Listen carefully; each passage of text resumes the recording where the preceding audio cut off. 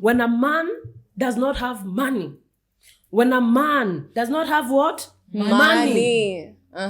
He will be, si kupenda kwake, is already fighting with himself. Why do you think wanaume anakuanga amepambaniwa utafute kazi, ukuwe na gari yako, hata unapata ni maisha it's all about, because that's their ego booster. They are money. Ndio maana unapata mwanaume akipata pesa yake atenda atafute light skin, atatafuta kitu inakaa, unasikia anaita rangi ya dha. Oh god. Let me tell you, when a man does not have money,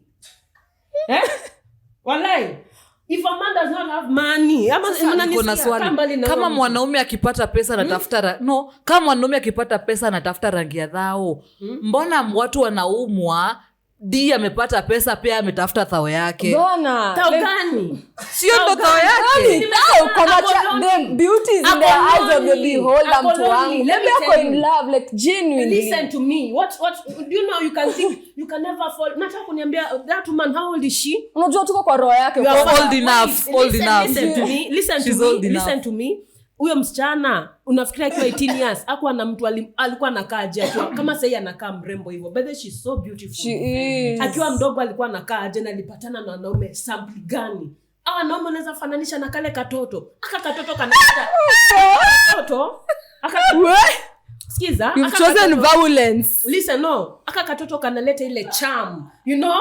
Unajua mama uko na diaba, cheki denge wangu, alafu wewe ni mzee. No, I'm being factual. Yeah, there are these men who will hit you and then they'll expect the mechi afterwards, because they're like, it is my right, mbona ninyima si kitu ni yangu. And then kuna hawa watu wenye watakuwa like they go hard, like they go really hard on you until you are you're so sore, and then they want to do it over and over again. And then unakuuliza, kwani nilipata demu ya nini, kwani nilipata bibi ya nini, why mbona unapeanga nani mwingine, mbona unaninyima so una cheat no that is how they start gaslighting you, and then unaenda tu umefanya tu miguu hivi because uko like, kwa sababu siwezi kubaya, anyways sitaki kuchapwa, then of the day kupea kaluga kana kwanga ile tu kwa sababu siwezi kupea. So unaendanga huko nje. Your woman is not your housemaid, she's your helpmate in whatever you're doing, like she's your partner. Me, I feel like many men are toxic in the sense that they are like, mimi siwezi nunua washing machine kwangu kama niko na bibi, mimi I cannot cook, I am marrying to be cooked for, mimi sufuria zangu si nanunua ya bibi, bibi anafaa kubaki kitchen. She must be barefoot and pregnant. Mkwenda huko by the way, hiyo ni nini? Kwani sisi hatutaki kuhustle? Patelo alinua mkono akitaka ku address mnani huko kwa Mbogi na D akaflinch. Like why was she flinch? My own view. Like why would someone, my man who is supposed to be protecting me, ainua mkono na ni flinch? Mbona? It might be. See, she was married before. Yeah. What if the other husband beat her and then she came into that marriage with the trauma? Maybe, like maybe it's a defense mechanism that she got. Alikuwa amezoea anataka anapenda hivyo. Because mbona ni kama inaweza kuwa her favorite meme ni Hello babes. Wagwan baby girls. Usha introduce chali yako kwa beshte yako. Kidogo kakuwa beshte yao. We, nazishaishika. Ukaambia God walai zikishuka hutarudia tena. Life ishai kugonga ukawish ungekuwa mawe. We, unadhani hata umesikia. Tebu sikiza Kipusa Podcast. Ogopa! Hi guys, welcome to another episode of the Kipusa Podcast manzi. Najua tumewapotelea sana but here we are na today on this amazing day niko na two beautiful ladies. Kara, tebu zoom waone. Rangi ya thao, rangi ya pesa, rangi ya Joey. What should you introduce? Hi guys, my name is Joy Gashoka and I'm really looking forward to kuchambua hizi topics zenye tuko nazo na nini. So tune in, stay on, and please msisahau kucomment hapo kwa comment section. On my left. Hey, I'm Remy Muvai. As you all know, I am an artist. And today, I'm here at Kipusa. We want to talk about something. And I'm looking forward to it. Sana. I know, right? Yeah. So, Juni, what I'm going to look forward into discussing the topic. Leo nataka tuongelee toxic. lyrically. I know you guys are head over heels, but now nataka tuongelee like kidogo hapo kwa head over heels. Mimi hapana. After 2 term kidogo. After 2 term kidogo. Sema alikuwa naogopa uniwe. Si thought any gang man alikuwa shanipatia hiyo vibe yani gwash kwa baya. sikuwa natianka ingia chinje pack kumbe ni mwoga. Like right. I was disappointed. Like mimi nilikuwa na expect toxic akwe like one time naona niko na yangu naona tukikatiana staki ngori mo bruto staki do staki kata baho. I know. Oh my god. Anyways, we digress. Please continue introducing to us the topic yeah. today. So today nataka tuongelele toxic relationship. I guess maybe once upon a time in our lives tumekuwa in some toxic relationships. So like what's your definition of a toxic relationship? Okay, in layman's terms, Layman ni nani? ni boy fulani alikuwa ananikatia kitambo. Toxic boyfriend. He was a layman. So, according to layman terms, I feel like a toxic relationship can be defined as a relationship where it's first of all draining, emotionally, physically, where one partner is being unfair to the other, and it's just taking a toll psychologically, emotionally, and it ends up leaving scars and scabs and stuff. What about you, Remy? What's your take? I think a toxic relationship is a relationship whereby it's not genuine. Any see love. It's not love. It's just you're just used to each other and you all don't want to let go of each other, but you know this thing is not healthy and it's going nowhere. It's going nowhere. So maybe their love languages is bad vibe. Oh, no, you know, says who? For real, let me tell you, acha niweke hivi. Toxic relationship ni pale mahali yani mlikuwa mnapendana. Do you know what I call toxic? You used to love each other. At first it was genuine. At first you thought it was a thought that we love each other, and then as you keep on moving you come and realize that you don't really love this person, but again you are used to this person. Maybe there's a benefit that this person brings to you, or there's a benefit you give to the other person, so they can't let go. Up here, I feel like at times people stay in toxic relationship because they cannot find another stupid person to handle their stupidity. There's a benefit. There's something this person gives me, and I can't just let it go because I don't have another supply. Unafala mwingine. Tunapata narcissism.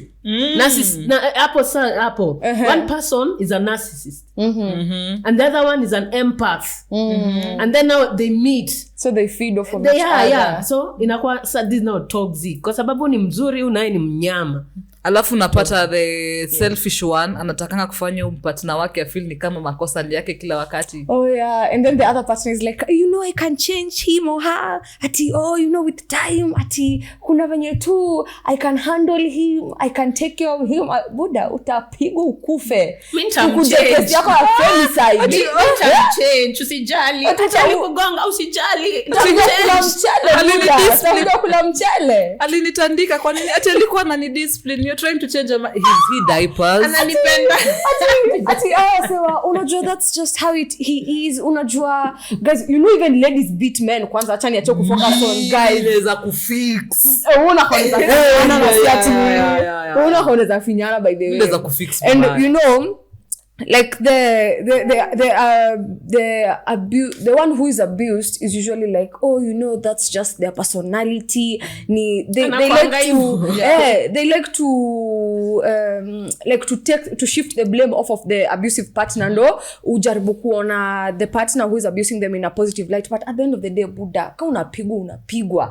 And toxicity doesn't have to be like physical abuse, it can also be emotional abuse, sexual abuse. Thank you.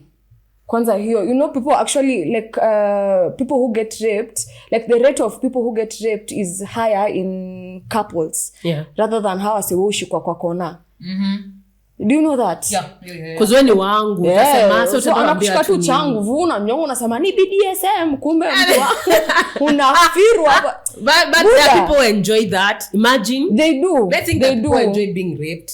I feel like kama ni marriage because you can go. That is messed up. They are messed up. They need to see psychiatrists. Now that's what you are calling toxic. Now we are talking about this. Maybe wanapenda the Maximo type of life. Maximo. Wako hapo like choke me daddy. Choke me daddy. Choke you until luere papa lukanga luere. Tutakuja mazishi tukwambie adios muchachos, it's been real. Alafu maisha yetu iendelee because you wanted to get choked. Na like from our POVs mna feel how can men be toxic in a relationship? Wanamwa na kwanga je toxic? Let me start by saying your woman is not your housemaid. She's your helpmate in whatever you're doing. Like, she's your partner. I feel like many men are toxic in the sense that they're like, mimi siwezi nunua washing machine kwangu kama niko na bibi. Mimi I cannot cook. I am marrying to be cooked for. Mimi sufuria zangu nanunua ya bibi. Bibi ndo anafaa kubaki kitchen. Yeah, she must be barefoot and pregnant. Mkwenda huko by the way. Hiyo ni nini? Kwani sisi hatutaki kuhustle?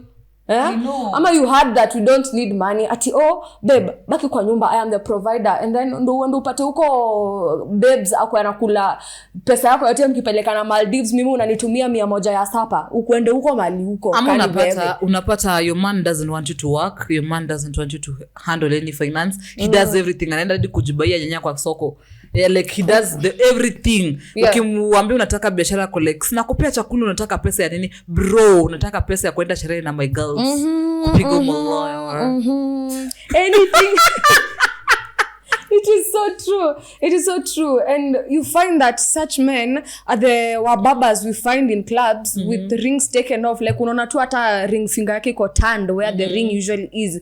And then they are like katiaring these 19-year-olds and 18-year-olds, lying to them ati come tuende na kuingiza tu kwa ni Ford ama ni nini.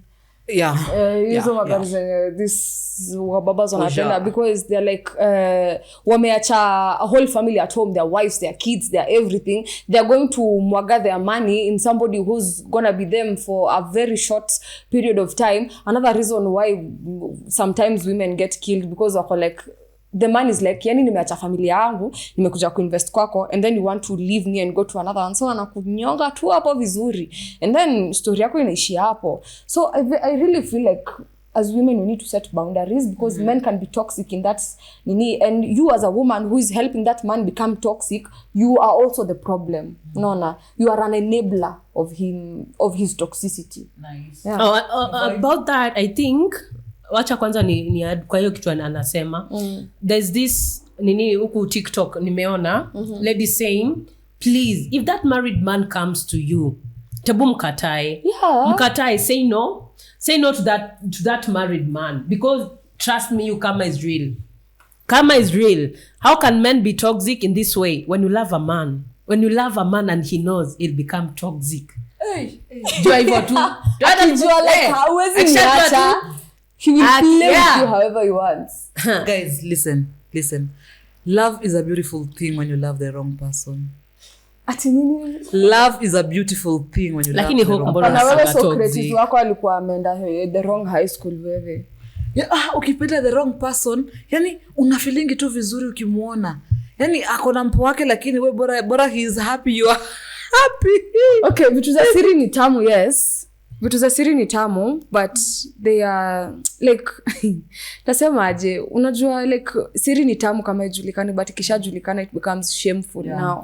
And then you're in that limelight and then you're like, how dare you, a fellow woman, bring down another woman? It's like you'll never be married in your life. Mtu wangu unajua utapata tu mtu like another young person like you atakuja tu kuingia kwa boma yako the same way that you entered into someone else's boma. So that brings me to this question, how can ladies be toxic? Wasichana tunakuaje lirikali? Honestly, acheni niwaambie ukweli. Kwanza unaona sisi girls we are very toxic. Kwanza ukishajua mtu anakupenda, we ni kumtesa mpaka I know. Uko like nenda uko like babe, I'm going out, I'll be back like in the morning. Babe uko anajaribu kuuliza kama utagisi ni sawa. Babe unaambia ukitaka unaweza ishia babe, si lazima ikitu si must, because you know he loves you. Yeah. Nimewambia hapa tu siri, but though kwa ladies is not bad as bad. Mi tunataka tu kusema hivi, honestly, for real, ladies in a relationship, wewe tu bora usionyeshe mtu tunampenda. Usikae na kama unampenda yani vumilia tu asijue. Okay, it so is okay to show love. In short anatuambia tusikue kama D. Unaona video naanga tuna Patelo anaanza swali, D, how you feeling? Babe sema. Bwana how you feeling Black Hawk? Mimi niko njaa. For real. Kwa sababu unaona kwanza ile kitu naonanga pale anasema, see, I never thought I'll ever talk about anyone, but let me just say it. Something I noticed. Lakini Wakamba tuko na shida. Pole yake siko baya. Mtu amemwambia kitu mbaya unasikia, ni shida ni ngani na niko na mume wangu. Ameshajua unampenda. Kwa hivyo Patelo akiamka asubuhi kwa kile yake anajiambia si hata alisema mimi ni mume wake. Lakini ananibambanga vya nakanga hivi. Me, I love, honestly, me hata niseme something about personal trait ya D and I genuinely love. Like, unaona the way she lets the man lead. Unaona? Okay, to some point, I feel like she should be more vocal, especially wakienda hizi interviews. But you see how like she lets her man like go forth kidogo hadi anamfuatia hiyo. You know, men are egoistic creatures. Like they like it when they feel like I'm in control nini. Yes, you at the end of the day the woman is low-key in full control. But we always give them that notion that ni wewe baba you like wewe unajuaje kama ajui atagongwa, anaweza sema kitu aende akatandikwe.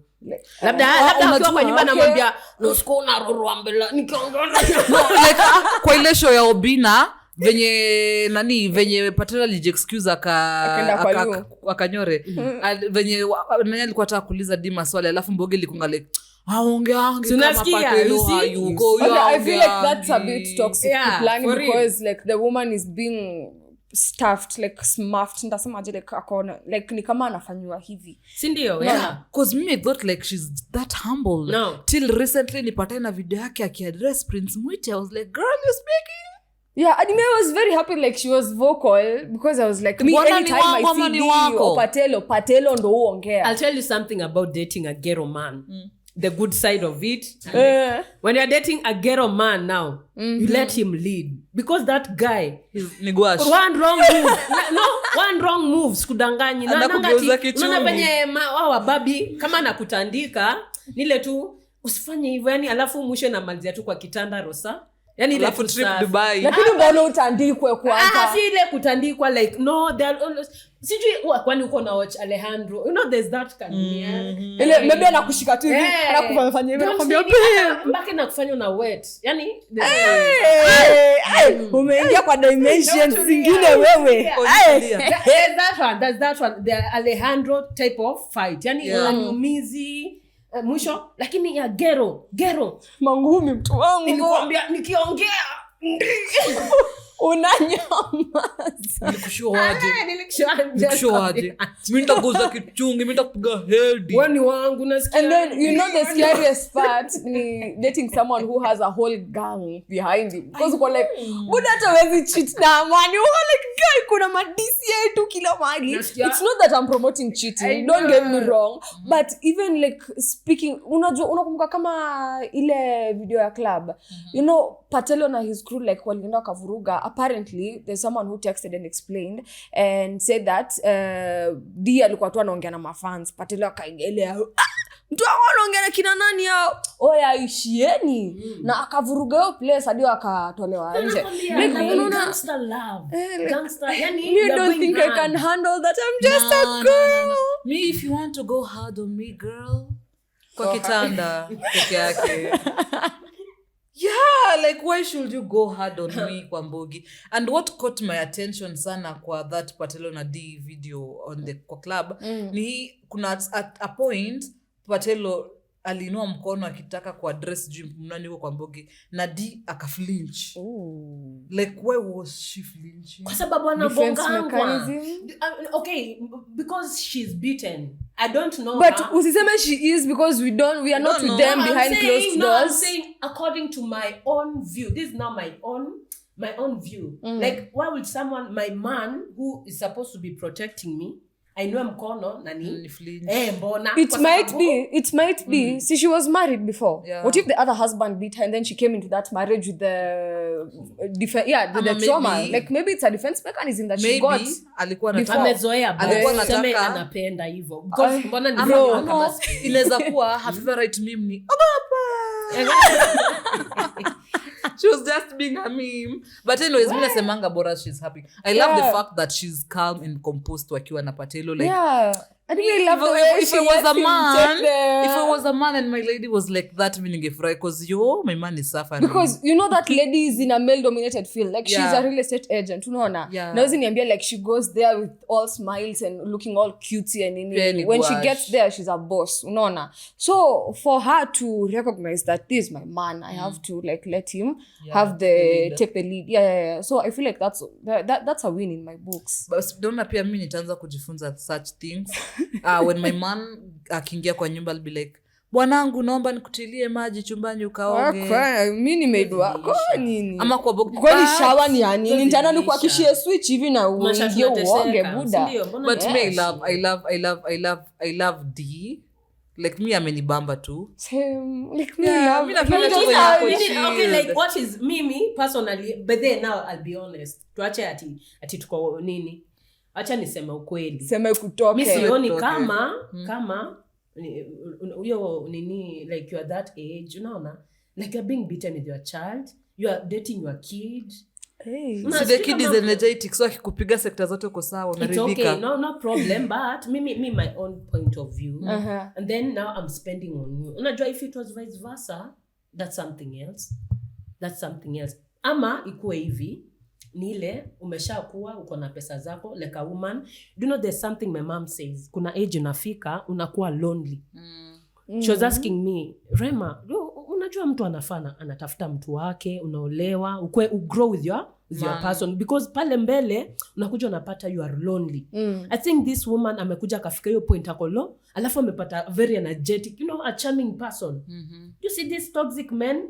See to call on toxic. Let me tell you something about toxic men and men who don't have money, poor men.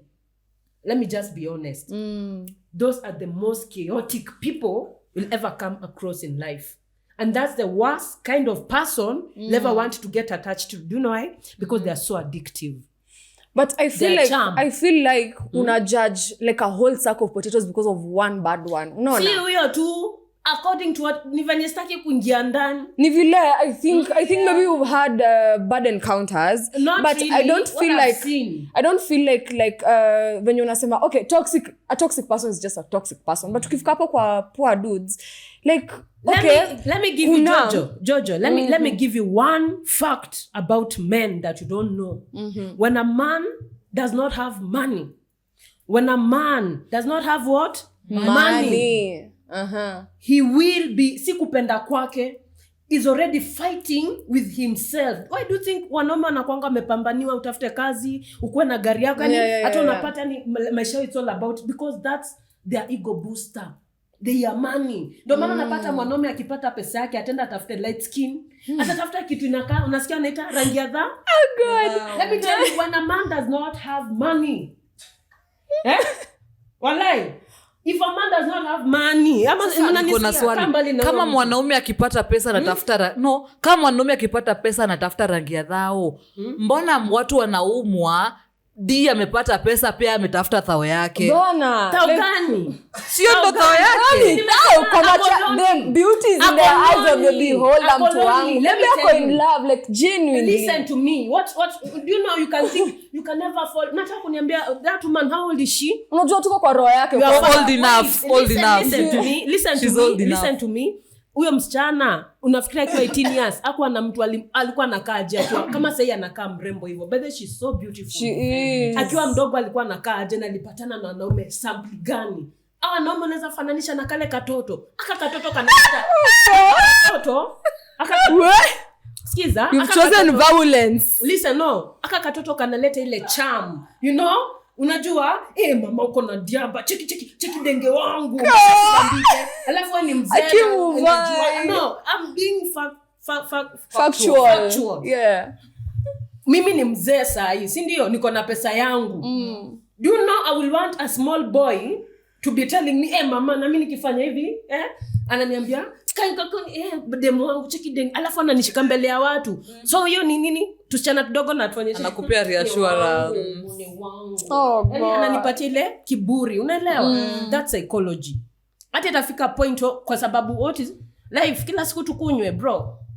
Unaweza pata ule wake wenye alitafuta pesa ya life ikuwa ni kukunywa, alikuwa ndo ujue hiyo real estate nini. That's an investment. That means that person has invested in themselves. Ile tu kitu yenye nauma hapa ni ile kukuwa lonely. Nimekwambia hata sasa itafuta mtu wako. Uko na mtu. Uko naye. Ama pia unangoja ufike hizo enzi utafute mtu juko lonely. Mimi sahi actually me can say utafute Ben 10. Manze nijiongelele mimi kweli yangu. Sema. Manze mimi I work so hard that I never even know when someone is loving me. Siko ubaya. Na ndo nakwambia pale mbele venye kunaenda. You know me picture. Nakuja pale nimeboeka. Mimi naweza tafuta nye Patelo lakini hatutakunywa. Hatutakunywa. Kenyeko hatutakunywa sana. Lakini utakunywa. Lakini pesa zangu pia atakukunywa lakini hamtakunywa naye. Ile wine yangu nitapiga lakini nini pesa yangu nao simpei.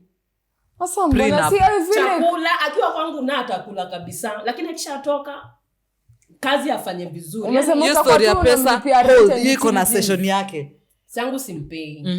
So hiyo pesa shikilia itakuja part yake. Na saizi kuna how do you detach yourself from a toxic relationship? Saizi unapatanga kila mtu. Mimi kuna relationship nilienda nikaadvisiana nikajipata na trend TikTok. Nikiulizwa watu wanauliza nitajificha wapi? Nitaficha sura yangu wapi? Juu after the toxic relationship walirudiana kwanza wakadance on camera. Wakachangiwa. Ndio unampanga maneno watu wawili wameona na uchi achana nayo. Buda. Maneno watu wawili. For toxic relationship, how do we go about it as friends? Because mimi siwezi kuona kwa toxic relationship na nikuwa like bora you're happy but anyways pia kama uko happy ni sawa. Because pia saa ingine watu tolerate wanajua ni toxic but they don't want to live. So how do you detach yourself from such a toxic relationship? I told you toxic things are sweet first of all and they are so addicting. Kitu wenye unajua ufai kwa unafanya ama kitu si mzuri kwangu. You'll end up getting addicted to it. Yes, that's one now. You see you'll go away and then you'll start saying, lakini alikuwa nani? Lakini it's not easy. That's unapatanga na wana mwisho wa siku. Yeah, they kill each other. But how do you detach yourself? This is what you do. No contact. You see that thing? To inakuanga ngumu. Ukishaona mtu huyu hakuna mali tutapelekana. Tebu go no contact with that person. I feel like before you even start talking about contact, you have to actually acknowledge that you're in a toxic relationship. Because unajua uwezi saidia. Ni kama case in point history za rehab. Uwezi peleka mse rehab mwenye haja recognize I actually have a problem that I need to fix. Unaona?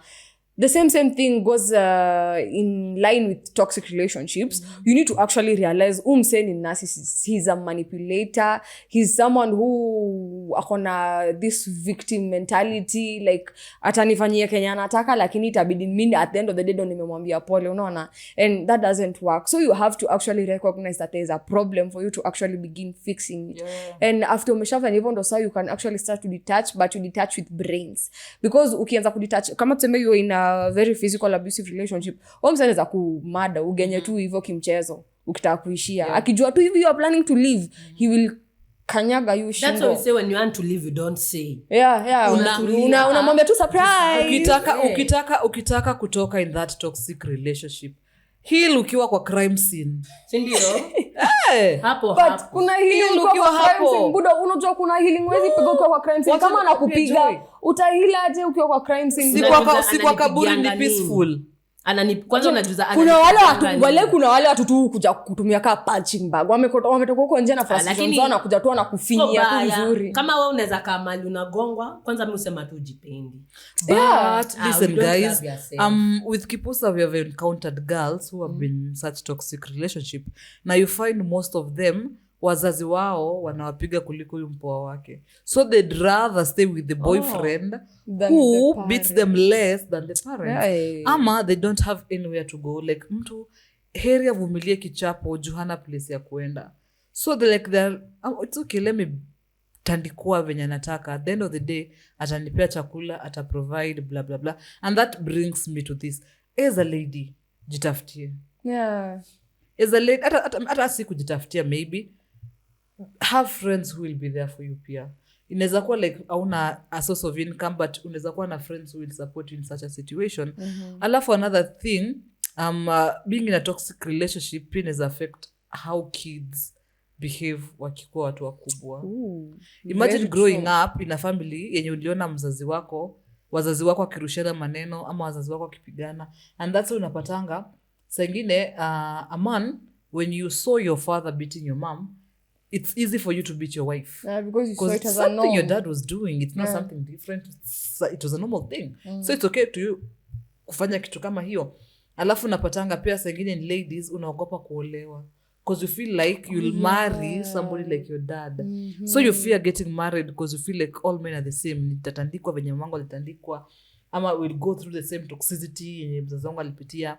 Then when we grow up, funny enough, I came to realize sengine our parents walikuwa naficha vitu zenye hatungeona tukiwa watoto. So now that we are grown up, you call your parent, unataka kuambia mamako au babako venye unateseka. By the time unaanza kumwambia shida zako, asha kumwagia zake. So now, especially when you feel like you're mature enough to understand. So then is when you can relate to like, what, this woman tolerated a very toxic relationship. But they had to stay because of the kids. So, Muvai, unaweza kaa in a toxic relationship because they have to. Never. Even leave the kid alone. Me I love myself. Sana. Imagine me wezi nitesa. Kidogo tu, kwa sababu ni mkamba kama watesangwi. Mimi wezi nitesa. Si mbona unanitesa? Sina hiyo time ya kukulilia, ya kushinda hapa tukiongea like what? You start being toxic with me I'm gone. Alafu kitu ingine musema, and I thank my parent. I went to school.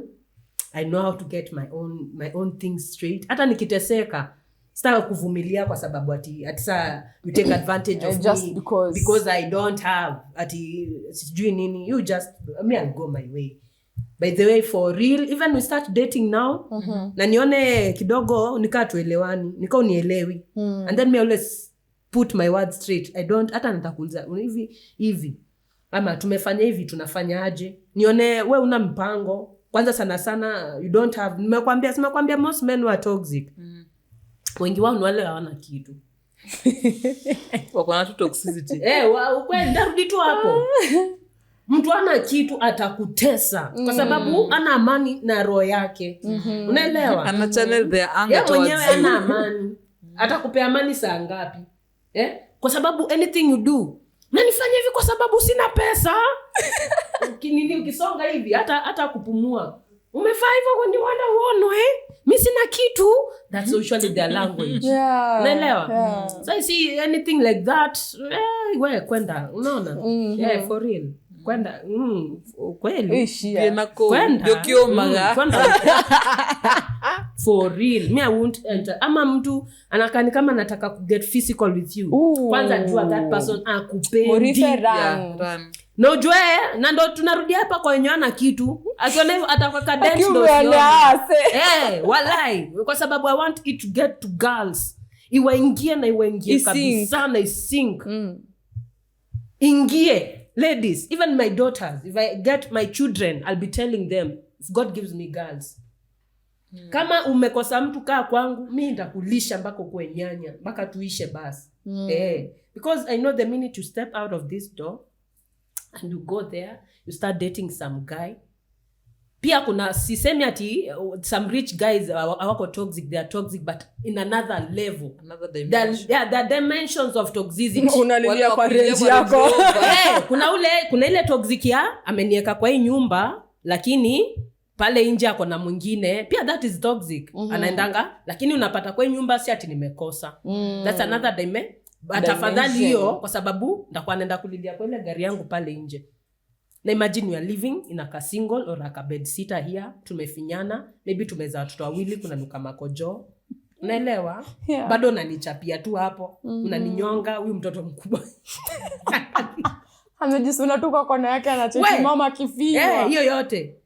Bado wengine hata sasa anacheki mama akifinywa ako ready mamake akigongwa asiangukie sufuria ndio kuna chakula peke yake ikimwagika ndivyo analala njaa anasongesha anasongesha sufuria badala ya mzazi anasongesha sufuria huko.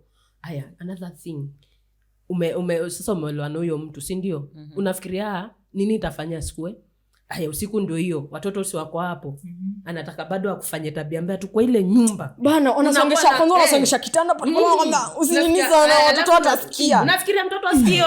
Na kwa sababu mnakaza kutoa masauti za tempora na hapo. Na kwa sababu pia hii kitanda si unajua mnanga kitu nyinyi. Si unataka sokongwe. And then this man who will hit you. And then they'll expect the mechi afterwards because they're like, it is my right. Mbona unaninyima, si kitu ni yangu. And then kuna hawa watu wenye watakuwa like they go hard, like they go really hard on you until you're so sore. And then they want to do it over and over again. And then unakuuliza, kwani nilipata demu ya nini? Kwani nilipata bibi ya nini? Why? Mbona unapeanga nani mwingine? Mbona unaninyima? So una cheat. No, that is how they start gaslighting you. And then unaenda tu umefanya tu miguu hivi because uko like, kwa sababu siwezi kubaya. Anyways, sitaki kuchapwa at the end of the day. Kupea. Kaluga kana kwanga ile tu kwa sababu siwezi kupea. So unaendanga huko nje unapea nani? Yeah. And then so because me used to live in mimi nilikuwa naishi plot fulani like kupigwa ilikuwa mtu wangu, like ulikuwa tu unafika hivi unasikia majirani washanza na kwa moja, kulikuwa na mwingine alikuwa on the other end na kuna mwingine alikuwa hii side nyingine, so ilikuwa tu alafu kila mtu alikuwa na masaa yake. Kuna mmoja alikuwa anamka saa 7, huyo lazima tuma mangumi unasikia tu makofi zimepita. And then the lady is trying so hard not to make like loud sounds. And then unajua the houses had very thin walls because me I live in Kayole. Kama unaishi Kayole unajua tu penye manyumba ziko na tu ukuta thin, like you know your neighbor's business for real. Mkikulana tunajua, mkipigana tunajua. Lakini Jojo unaishi Kayole bila mtu. At that time I was living with my family. Yeah, you see? Yeah, so tulikuwa tu tunaangaliana tu na madhivi. And then you know how I feel like millennials, man, you guys need to start speaking up more bana. Mimi tulikuwa tu tunaangaliana na madhivi, and then it was so awkward because she will not approach me and say that, oh, you know your husband is not supposed to do this to you. Alikuwa anatuambia jifunikeni tulale. And then that was it. And I feel like they have made this thing look like such a norm. That is why I'm very proud to be a Gen Z, because tumefika ile design ya budo wezi nipiga kofi na nisimama ntararua nduru ingine hatari hapo watu dhani unanidunga visu, unaona? Sindio? Yeah, because why should I keep quiet when you are molesting me and abusing me and calling me all sorts of names, and alafu afterwards unaniambia endo dalepele kwa kitanda nataka mechi. Na utakata. Kwani unaenda wapi? Unaona kitu wewe. And that is how you also get raped inside a relationship. Yeah. And then in the morning unaamka unaanza kupikia bwana wako, mimi nitakuchoma nayo chai moto mtu wangu. I will burn you with that hot tea.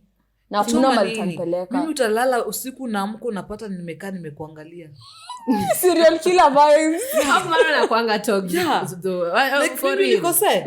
Unaweza mtu 17. Unaona kaingi hivi una feel like a presence ya mtu. Mimi utalala ukifungua hivi macho yapata nimekuangalia kama Wednesday. Unakaa monitoring spirit. Nimekuangalia tu. Alafu nimeuma hivi. Kimwangalia wewe unaanza kupiga hesabu huyu nitamada niende nimchimbie. Go to sleep. Rest in peace. Hadi unamfunga hivi macho kama mfu. Lala dadia anateka. Lala. But I feel like we should not tolerate a toxic relationship. You should not. We should not. At no point like hi-fi. Unafaa ujipende. Mimi nasemanga do what you know, hata see what you think. Do what you know is best for yourself. Because what you think might also be distorted. It's your life. Ulizaliwa peke yako. Don't consider anybody else unless it's your kid. But still consider yourself. But at the end of the day, hata tukisema ati unless it's your kid, unaweza kaa hivi chini useme ati just sasa niko na mtu I have to stay in this toxic relationship mali nitakuliwa. My friend, toka. That kid is even more messed up psychologically akikuona ukifanywa hizo vitu rather than because ataenda hapa mbeba hiyo kitu, and then utapata anaanza ku develop tu anger issues. he or she always has trouble with relationship, anakuwa dating evangelist. Yani yeye anadate tu kila mtu, anaenda kwa huyu, and unapata that kid becomes actually a problem in their own relationships when they grow up. So mimi niko like, buda, achana story za watu, uishia. And if you are the actual, like if you're the one who's the toxic partner, like, do not fight in front of your kid. Yeah, sure. No, man, privatize your fights. And then mkomboe conference room, mshautiane huko. Nini la bila rosa. Watakomboa na nini? Sasa tunasema kuna do mtu wangu. Kani ghetto waende tu pale kwa mama mboga kijifanya tu ananunua mboga ama kwa ile tu kona fulani tu. Wafinyanie tu hapo vizuri. So unaweza pia anataka tupeane a piece of advice. Like what advice would you give that lady ama that man in a toxic relationship? We have seen men being beaten. Mwanamke anapigwa na bibi yake Conjestina achie. Lakini pia surely mwanaume anatu. I know there are men who are gentle. You know, like I want myself a gentleman. A man who ndo umpige. Nimesema gentleman. Nimesikia gentleman. Mwanaume. Okay, so me, what I'd advise, like men or women, like you hawk, what I'd advise men or women who catch themselves in a toxic relationships, run, murife run. You will never change that person. Whether it's your Holy Ghost, you are not the one who molds that person's heart. Unaona, Buddha, kimbia, ishia, tutakuja mazishi yako tukule mchele na tukusahau. All the while ukisema ati namvumilia because love is kind, love is patient. It is patient, but it is not dumb. Usikue fala ati unakaa hapo unatumiwa kama tu punching bag 24/7, alafu unamka asubuhi unasema ati this is the man I have chosen, this is my home, this is my homestead. And then for men, bro, unadu nini hapo? Suishie. Pia unataka kugeuzwa, like imagine being given a black eye by a girl. Imagine. You know that is so, like atu utendaje ku explain ya mamori. Mademu wasai wamekula seti. Unaendaje kuambia mori ati mtu wangu aliniekelea moja kwa macho. Tusidanganye ulipigwa na mlango. Unasema I bumped into something. So my advice is just run, bro, run. There's no award for suffering. Hakuna siku utapewa like the award for the longest person who has endured suffering. Bro, ishia. Mdem ishia. Hakuna kitu utagain hapo. Ishia. My advice to people in toxic relationships. Naweza sema tu ukijipata tu uko kwa hiyo toxic. Unajua pia kuna kitu hatusemi. Shida pia ingine ni napatanga the sex there is so sweet. For real. In a toxic relationship. Why? Usionange atu wako hapo. Making sure I make up for the mistakes. There's something in one way or another. Nakwambia, don't mess with these people. And they're so manipulative. They are so manipulative. Utakujitoa hapo ni ngumu. Yeah. But now what do you do? First of all, jipende. I thought I was saying first of all stay celibate. Sio ndo kujipenda.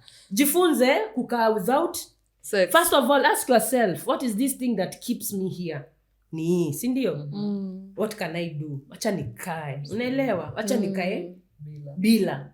Basi tu useme hii kitu haiko kwa table now. I don't have it. I have nothing now to offer to be given or to give this. Let me just move. Wewe jitoe kwa sababu mwisho wa siku sikudanganye. Utakufa tu. Yeah. Utakuja kula mchele. Utakufa. Na hata kama siku kufuatia amekuwa, there are ulcers, kuna pressure. Imagine unakuwa tu mtu mdogo na kuna mashida mingi, umekonda. Do you know, yesterday I saw a research saying that most women in relationships nowadays are dying faster than the single ladies. Why? Because the single ladies, they are at peace with themselves. Like mimi nitaenda ninunue sapa yangu nikuje nipike. Hakuna kindume kitakungoja hapo kuze na mtu ameolewa. Ama that married guy naye si akona huko anatesa huyo mwingine kwa sababu wewe tumekaa tu kule wewe ulale maisha iendelee. Lakini kuna mtu mwingine pale ateswe akuje kukufa na sasa. So if you find yourself in a toxic relationship, tebu run away. Tebu jipende. Yeah. So for me Kenya naweza sema ni you can never advise somebody who doesn't want to be advised. Yeah. So if you're in a toxic relationship na hautaki kusikia advice za marafiki zako, that's on you. Wewe ndo unajua the cup you're drinking from, wewe ndo unajua wewe ndo unajua mashida unapitia kwa hiyo relationship. If you're okay with being beaten, if you're okay with going through shit, that's on you. Wewe ndo unajua. Sisi tutakuja road trip ushago kwenu, but unaweza heal kwa crime scene, lakini kama anakupiga chungu si heal ukiwa cemetery. Yeah. So what I can say ni do what's best for you. Choose yourself first. Love is the greatest commandment, but it's greater when you do it to yourself. Ooh, that's deep. So guys, I've been your host, The Black Hook. Thank you for watching. Hakikisha umesubscribe, like, share and comment. Toodles.